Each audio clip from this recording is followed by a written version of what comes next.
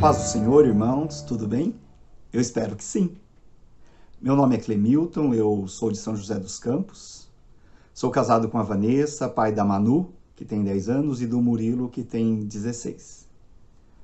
Eu estou bastante feliz de poder ter essa oportunidade de dividir com vocês também um pouquinho a respeito daquilo que o Senhor tem tratado ao meu coração, sobre unidade, sobre andarmos juntos. Os irmãos já têm dividido muitas palavras, revelações, coisas maravilhosas que o Senhor já tem falado conosco. E eu estou bastante feliz pela oportunidade de também poder estar aqui e falar também um pouquinho a respeito disso. Nós vivemos, irmãos, em um tempo em que há muitas discussões, muitos assuntos, muitos temas, debates. Tudo torna um motivo para divergir, para debater, conversar, discutir. Muitas vezes as pessoas estão muito preocupadas em ter razão, em ser a pessoa que estava certa na discussão, né? Esses assuntos, essas coisas, elas acontecem o tempo todo. Elas acontecem na escola, elas acontecem no condomínio, no trabalho, ou seja, em várias esferas, e na igreja não é diferente. Na igreja também acontecem esses assuntos. E é engraçado que às vezes as pessoas pensam que na igreja não tem, né? Ou não deveria ter esse tipo essas discussões, essas coisas. Mas o fato é que as pessoas não pensam igual. O fato é que cada um tem a sua maneira de viver, de pensar. E o que isso interfere na unidade? Como isso tem afetado a unidade do corpo? Como a igreja tem convivido com isso? Nós temos visto muitas vezes em grupos de WhatsApp, em famílias, algumas discussões gerar rupturas, né? As pessoas deixam de se falar, deixam de conversar por causa de alguns assuntos, coisas que começam pequenas e vão crescendo, tomando proporções maiores, que chega a ponto das pessoas não quererem mais se falar. As pessoas deixam do convívio. E também, como eu disse, isso não é diferente na igreja. A gente muitas vezes vê irmãos deixando de conversar um com o outro, parando a questão do convívio, deixando de viver juntos por causa de assuntos. Alguns assuntos que começam pequenos e vão ganhando proporções e perdem o controle, e as pessoas acabam que muitas vezes não sabem lidar com essa situação, não sabem como que se passa por isso, como deixa Deus agir nesses assuntos. Então é o ponto que eu gostaria de tratar, né? Eu gostaria de que nós gastássemos os próximos minutos para que o Senhor pudesse falar conosco, que nós deixássemos o Espírito Santo de Deus discernir esses assuntos, né, nas nossas vidas, e que nós possamos ter um pouquinho de orientação do alto, que Deus possa nos ajudar a lidar com isso, a entender como que é possível ter unidade, mesmo tendo divergência de pensamentos, como que Deus e o Espírito Santo, ele pode agir nas nossas vidas e nos permitir fazer isso daí. O que nós, como cristãos, podemos fazer? Como que nós podemos passar a agir e a entender, e qual que é o esforço que nós podemos fazer para podermos conviver em unidade, né? Podermos andarmos juntos, ainda que os nossos pensamentos não sejam os mesmos. O nosso texto base, que eu separei para a gente conversar um pouco e deixar Deus falar conosco, vai ser Efésios 4. E eu espero do fundo do meu coração que essa palavra ela possa nos ajudar bastante a restaurar a unidade, a ajudar a viver a unidade. E é isso. Então vamos acompanhar a leitura de Efésios 4:1. Como prisioneiro no Senhor, rogo-lhes que vivam de maneira digna da vocação que receberam. Paulo, quando ele vai começar a discutir, a discorrer aqui a respeito de unidade, ele começa falando de vocação. Ele começa a falar para os irmãos a respeito de viver de maneira digna para a vocação para a qual nós fomos chamados. Então ele começa falando de algo maior, para depois vir falando sobre a unidade. Então quando ele começa a falar de vocação, eu gostaria de fazer um paralelo para nós entendermos um pouquinho. Quando a gente entra no site de alguma empresa, quando a gente vai visitar alguma empresa, a gente vê o seguinte: nós vemos lá nossa missão. Então a empresa, ela tem a missão dela. E aí dentro da missão, ela coloca frases muito assim, que o funcionário, ele olha aquilo e fala, ah, tá, é isso que nós queremos ser. Então, geralmente é, por exemplo, vamos dizer que é uma empresa que faz computador. Então a missão dela lá, vou ser bem simplista, mas ela coloca assim, nossa missão é ser o maior e melhor fornecedor de computadores do mundo. E um funcionário foi contratado para ser o empacotador, que vai pôr aquele computador dentro da caixa. Então, o que a empresa está tentando mostrar? Olha, você é o empacotador. E você tem que empacotar de maneira que o nosso pacote, ele nos ajude a atingir a nossa missão de ser a maior empresa e a melhor fornecedora de computador do mundo. Então, aquilo é o maior. Aquilo é o foco. Aquilo é o objetivo. É aquilo que nós queremos alcançar. E você está contribuindo para isso, sendo o melhor empacotador, fazendo o melhor pacote.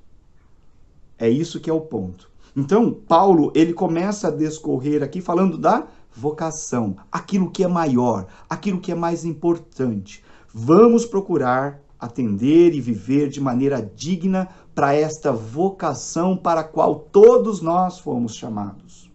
E aí, irmãos, eu não estou falando da tua vocação individual. Eu estou falando da vocação maior para a qual todos nós cristãos, nós fomos chamados, para a qual todos nós tivemos e aceitamos o dia em que nós nos convertemos a Jesus Cristo. A vocação do cristão.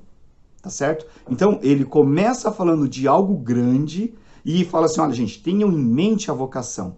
Vamos falar agora sobre unidade, mas tenham em mente a vocação para a qual vocês foram chamados. Aquilo que é mais importante, aquilo que é o que realmente significa algo, aquilo que nós queremos alcançar, qual que é o objetivo que nós queremos atingir. Tenham em mente a vocação. Em Efésios 2, 3, Paulo ele continua. Vamos ler? Sejam completamente humildes e dóceis. Sejam pacientes, suportando uns aos outros com amor. Façam todo o esforço para conservar a unidade do Espírito pelo vínculo da paz. Então aqui, Paulo começa a nos falar a respeito do que nós podemos fazer, qual o sacrifício, quais as coisas que nós vamos trabalhar para atingir a unidade. Lembrando sempre na vocação para a qual nós fomos chamados. Então, ele começa a falar de ser humilde, né? Que nós temos que ser humildes. E como assim ser humilde? O que é ser humilde? Irmão, ser humilde é não ser arrogante. É não querer que a sua ideia, que o seu pensamento, ele seja sempre o pensamento que sobressai aos demais.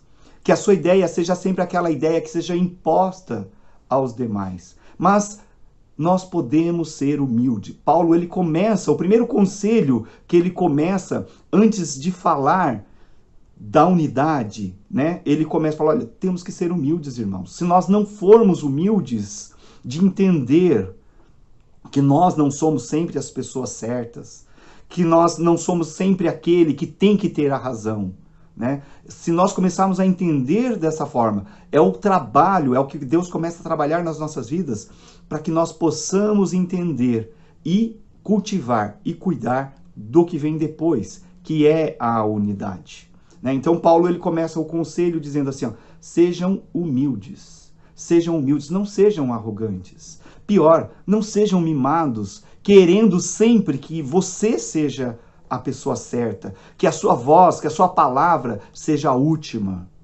Irmãos, temos que entender esse conselho de Paulo, da humildade, tá certo? São coisas que nós podemos entender.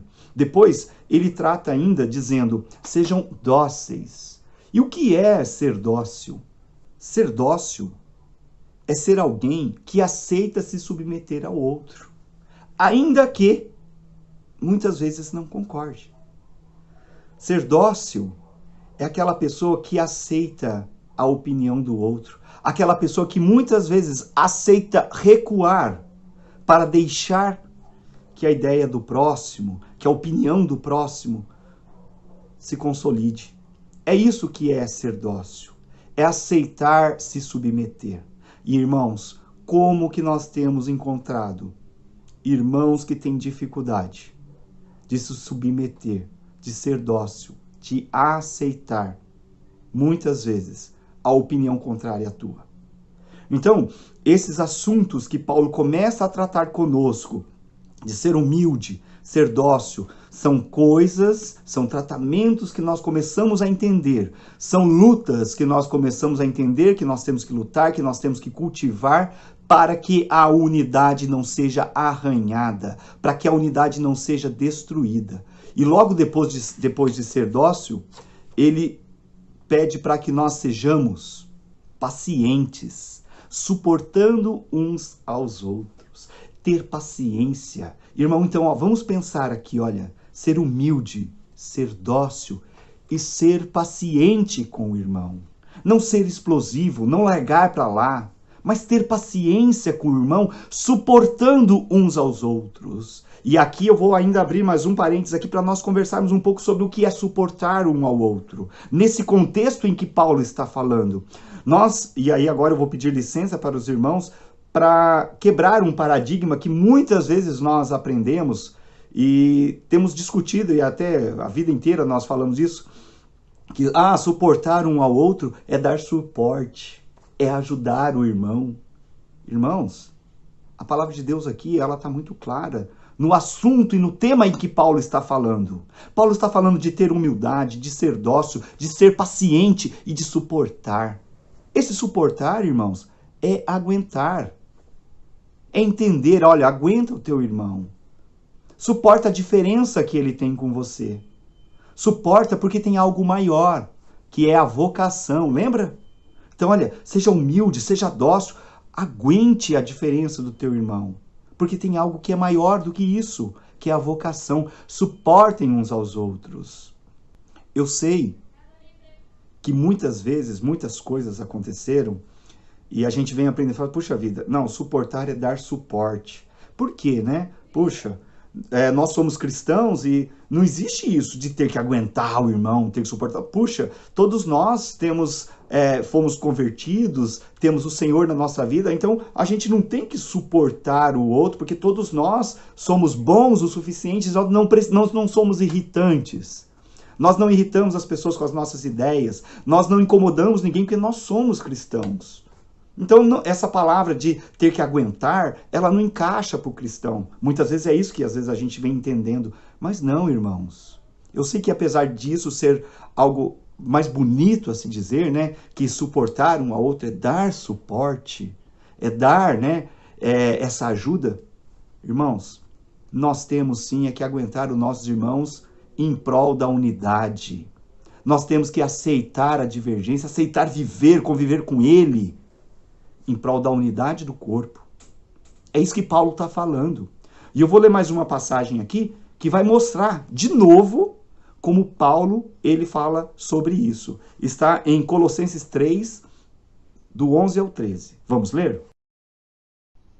Nesta nova vida, já não há diferença entre grego e judeu, circunciso e incircunciso, bárbaro e cita, escravo e livre. Mas Cristo é tudo e está em todos. Portanto, como povo escolhido de Deus, santo e amado, revistam-se de profunda compaixão, bondade, humildade, mansidão e paciência. Suportem-se uns aos outros e perdoem as queixas que tiverem uns contra os outros. Perdoem como o Senhor lhes perdoou.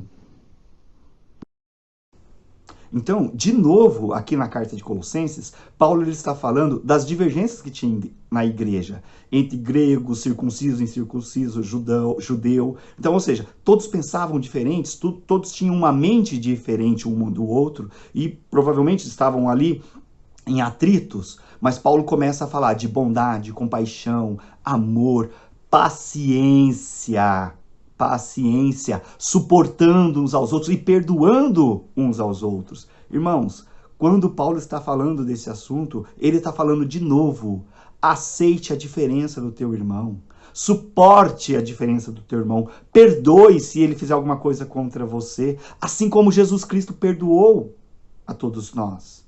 Então, o contexto de que Paulo tem nos dado essa questão de suportar é de aguentar.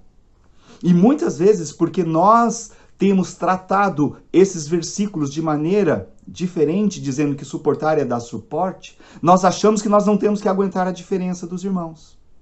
Nós achamos que quando o irmão pensa diferente de nós logo temos que romper com ele e andar cada um para um lado. E o alerta que Paulo faz nessas duas passagens, de Efésios e Colossenses, é isso. Irmãos, sejam humildes, dóceis, ame o seu irmão, tenha bondade, tenha paciência com ele porque ele pensa diferente de você. Tenha paciência. Muitas vezes tenha paciência porque ele ainda, muitas vezes não entendeu algumas coisas. Tenha paciência, irmão, porque às vezes Deus não chegou e não tratou com ele ainda. Tenha paciência. Perdoe quando o seu irmão fizer algo contra você, mas andem juntos. Andem juntos. Suportem a diferença. E é isso que Paulo tem falado. Ou seja, são coisas que nós, irmãos, como cristãos, temos que fazer. Por quê? Porque nós temos que trabalhar em prol da vocação para manter a unidade, para manter algo maior. Então, unidade, vocês estão vendo que não é todo mundo pensar igual. Não é todo mundo ter a mesma cabeça e ter as mesmas ideias, mas é saber viver juntos, apesar da divergência de ideias. Vamos encontrar irmãos que no nosso julgamento são chatos? Eu vou ser um irmão chato, às vezes, com certeza. E aí? Não aguento aquele irmão, ele é muito chato. Não aguento, não suporto ele. Não suporto. Vou andar longe dele. Ele vai estar lá na reunião? Não vou, porque eu não aguento aquele irmão. Aquela igreja não me serve, porque as pessoas ali são chatas. Tem algumas pessoas ali que eu não suporto, que eu não aguento. Eu não penso igual a eles. Eles têm umas ideias diferentes. E esses assuntos, muitas vezes, não interferem na vocação maior para a qual nós fomos chamados, irmãos. Então, muitas vezes, a igreja tem se separado, a igreja tem brigado, tem andado um para cada lado, por causa de assuntos menores, que foram crescendo, se tornando assuntos de maior relevância no contexto humano, mas não no contexto da palavra de Deus. Porque no contexto da palavra de Deus, o assunto de maior relevância para nós cristãos é a vocação para a qual nós fomos chamados. E a maneira que o Senhor pediu e orientou para que nós vivêssemos juntos, apesar das nossas diferenças.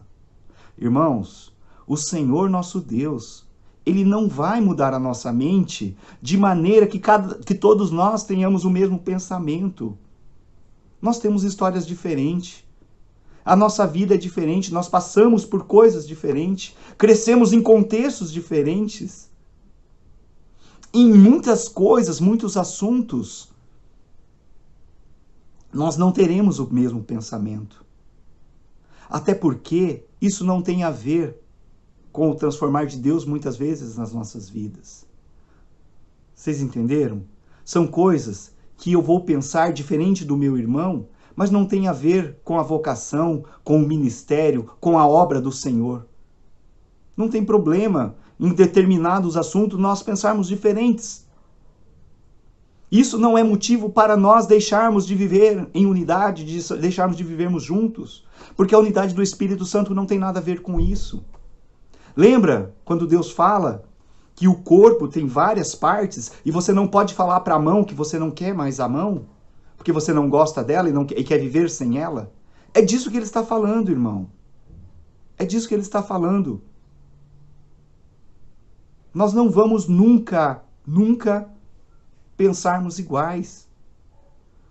Só que muitas vezes essa divergência de pensamento, ela tem sido motivo para a igreja deixar de viver em unidade. Quantas igrejas nasceram por causa de divergências de pensamentos que não têm a ver com a vocação? Divergências de pensamentos em assuntos menores, que não têm a ver com o assunto principal da igreja. Mas por causa de divergências em assuntos menores, que os irmãos não tiveram a capacidade de discernir que, puxa vida, ele acha isso, eu acho aquilo, tudo bem, nós podemos conviver. Porque isso não afeta a nossa vocação maior. Mas porque as pessoas muitas vezes não tiveram essa capacidade, separaram e criaram outras igrejas, outros grupos, deixaram de viver em comunhão e prejudicaram a unidade.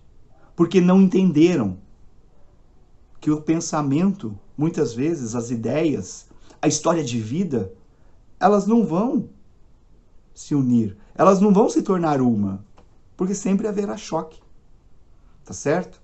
E isso não é diferente do que aconteceu com Jesus Cristo no Getsêmani. Vamos ver a passagem? Então, Jesus foi com os seus discípulos para um lugar chamado Getsêmani. Ele lhes disse: sente-se aqui enquanto eu vou ali orar. Levando consigo Pedro e os 2 filhos de Zebedeu, começou a entristecer-se e a angustiar-se. Disse-lhes então: a minha alma está profundamente triste, numa tristeza mortal. Fiquem aqui e vigiem comigo. Indo um pouco mais adiante, prostrou-se com o rosto em terra e orou: meu pai, se for possível, afasta de mim esse cálice. Contudo, não seja como eu quero, mas sim como tu queres.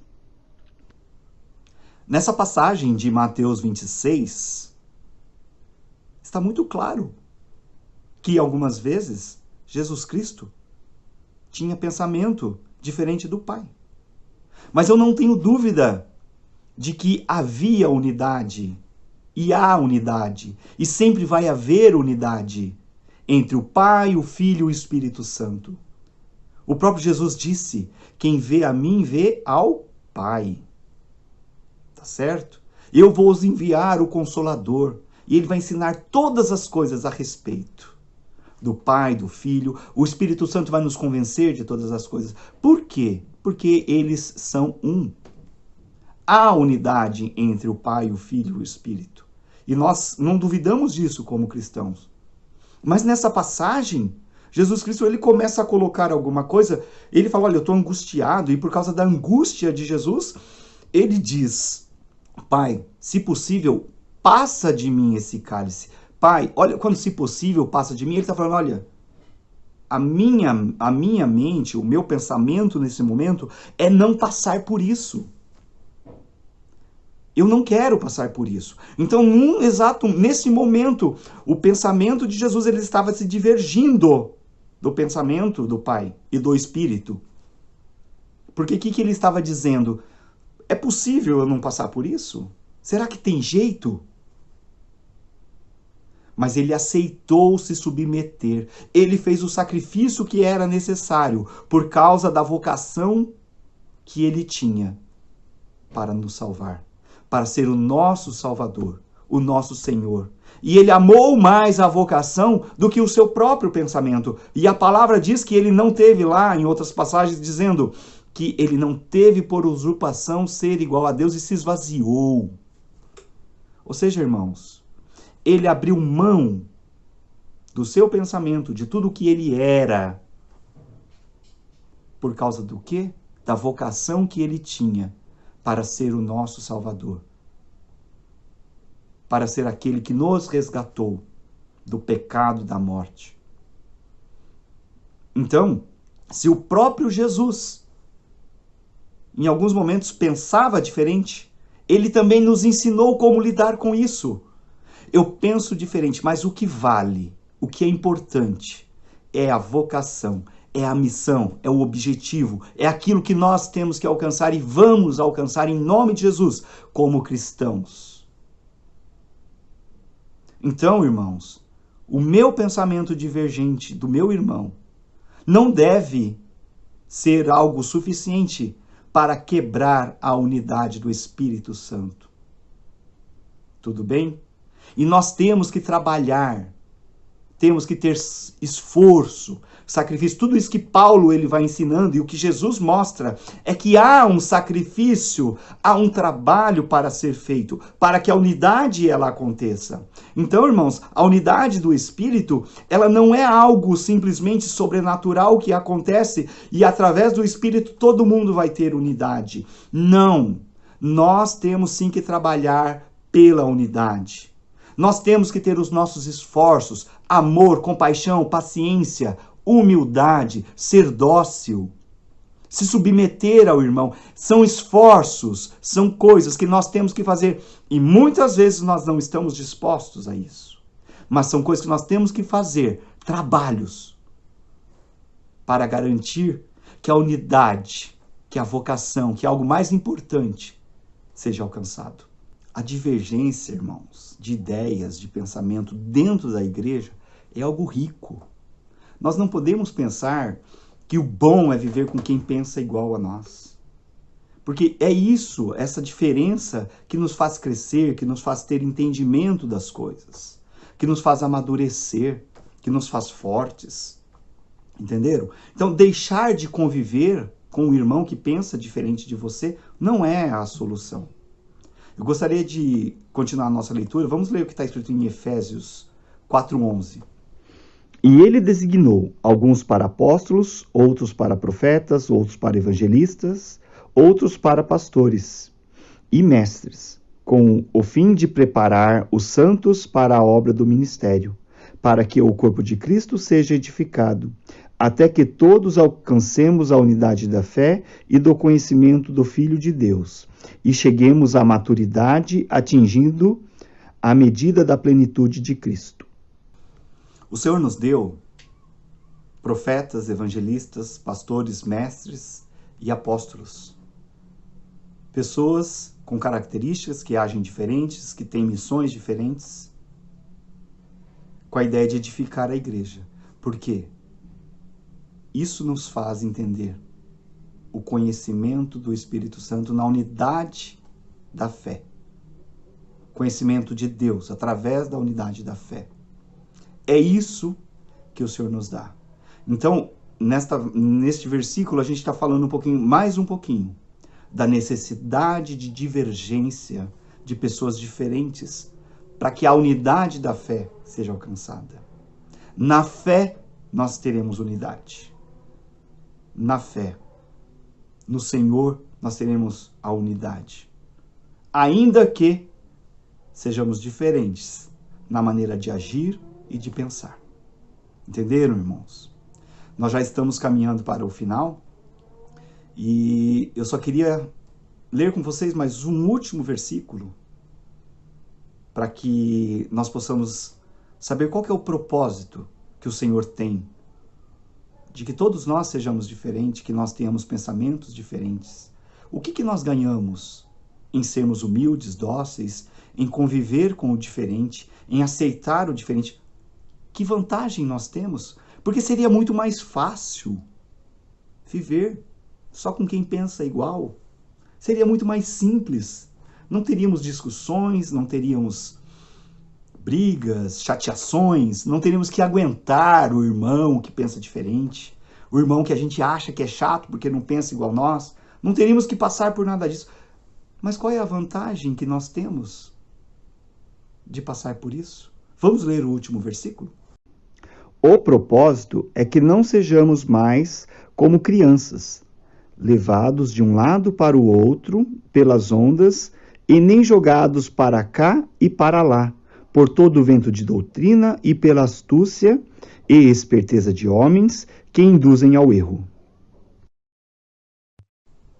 O propósito é para que nós sejamos cristãos maduros, pessoas que entendem o Evangelho e que aceitam dar a sua vida em prol de algo maior. Para que nós não sejamos enganados, irmãos, por pequenas doutrinas. Lembra aquilo que eu falei? Que às vezes pequenas coisas fazem aparecer igrejas por pequenas divergências? É isso aí. Pequenas doutrinas que nos levam muitas vezes para a direita, para a esquerda, para frente, para trás, para um lado, para o outro. Pequenas doutrinas que nada tem a ver com a unidade, com a vocação para o que o Senhor nos chamou. Este é o propósito, irmãos, de sabermos conviver com os diferentes, com as ideias diferentes. O teu irmão, ele não vai ter sempre um pensamento igual ao teu. E graças a Deus por isso. Aprenda a viver com isso. Se submeta às vezes. Aceite. Conviva. Entenda. Ame o teu irmão. Pois esse é o propósito do Senhor para as nossas vidas. Para que nós não sejamos mais como crianças, birrentas, manhosas. O que a criança quer, irmão? Tudo do jeito dela. O que a criança quer? Ela quer sempre vencer. A criança, ela não aceita ceder. E às vezes nós somos como crianças. E aí, porque somos como crianças, nos deixamos levar por ventos de doutrinas. Estejamos atentos e vamos nos alegrar no que o Senhor nos tem nos dado. Irmãos maravilhosos, servos do Senhor, que temem ao Senhor e que pensam diferente de nós. Graças a Deus, porque eles pensam diferente de nós. E é esse pensamento diferente que muitas e muitas vezes nos faz refletir, amadurecer e crescer sobre algumas coisas. E outras também. Amém, irmãos? Lembremos, a nossa vocação maior é o mais importante. E nós temos a vocação de filhos de Deus. Ele nos predestinou para sermos filhos amados. Não dá para deixar de ser da família. Então você vai para cá, você vai para lá e vai deixar de ser família? Não. A tua vocação é de filho. E você vai continuar fazendo parte da família. Então, irmão, não adianta deixar de viver, conviver. Não adianta largar de andar junto. Entendeu? Porque o teu irmão é diferente assim. Porque o Senhor o fez dessa forma. E nós vamos aprender a viver. E assim nós vamos atingir a unidade do Espírito Santo, entendendo que o bem maior é servirmos a Deus, é sermos filhos amados e darmos testemunho deste Deus que nos ensina e nos mostra como viver em unidade, em amor, sendo dóceis, humildes, tendo compaixão dos outros. Espero que o Senhor continue nos abençoando, tratando sobre as nossas vidas e falando conosco da importância de nós nos sentirmos um com os nossos irmãos dentro da igreja. Amém? Louvado seja o Senhor Jesus.